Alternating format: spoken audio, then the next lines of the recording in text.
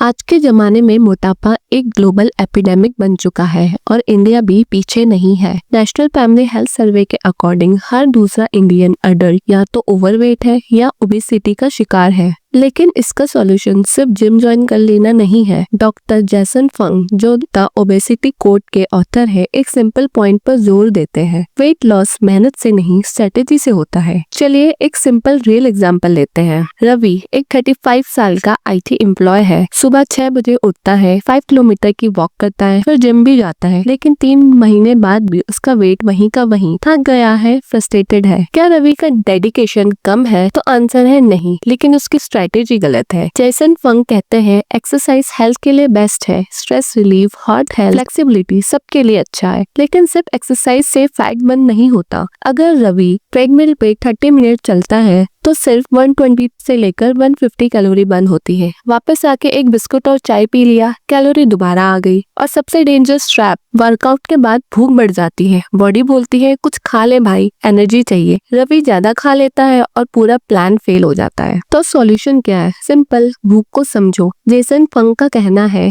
Real weight loss start when you understand hunger, not when you fight it. हमारी body में कुछ powerful hormone होते हैं जो भूख कंट्रोल करते हैं। जैसे जैसे पेट भरता है, स्ट्रेच रिसेप्टर्स सिग्नल भेजते हैं, बस कर भाई। हाई प्रोटीन फूड से peptide, double Y hormone release होते हैं जो दिमाग को स्टॉप ईटिंग का सिग्नल भेजते हैं। हेल्दी फैट से कोलेसिस्टोकाइनिन रिलीज होता है जो भूख को नेचुरली कम करता है। चलो इसको एक एग्जांपल से समझते हैं। पूजा एक हाउसवाइफ, सुबह नाश्ता करती है, ब्रेड, बटर और चाय। 1 घंटे बाद ही उसे भूख लग जाती है। फिर वो कुछ नमकीन या बिस्किट ले लेती है। पूजा को लगता है शायद एनर्जी लो हो रही है, लेकिन सच ये है उसने कोई डाइजेस्ट होने वाला हाई GI फूड खाया था, जिससे शुगर स्पाइक हुई और फिर क्रैश और क्रेविंग वापस आ गई। भूख लगती है इज इक्वल टू खाना चाहिए, गलत सोच। जेसन फंग कहते हैं 60 टाइम भूख एक्चुअली डिहाइड्रेशन होती है। आपका दिमाग कंफ्यूज होता है, पानी की कमी को भूख समझ लेता है। तो सॉल्यूशन क्या है? जब भी भूख लगे पहले 1 गिलास पानी पी लो, 10 मिनट रुक जाओ, अगर फिर भी भूख लगे तभी खाओ। जेसन फंग के नेक्स्ट हीरो है दाल और लेग्यूम। इंडिया में मसूर, मूंग, चना, राजमा सब नेचुरली फाइबर रिच है। ये स्लो डाइजेस्टिंग कार्ब्स देते हैं और लॉन्ग लास्टिंग सैटिस्फैक्शन भी। ये दाल वाले मील आपकी बॉडी को एक मिनी फास्टिंग विंडो देते हैं और आपका मेटाबॉलिज्म अपने स्टोर फैट को एनर्जी में कन्वर्ट करता है बिना फास्टिंग किए। प्रोटीन एक और नेचुरल एपेटाइट सप्रेसर है। पनीर,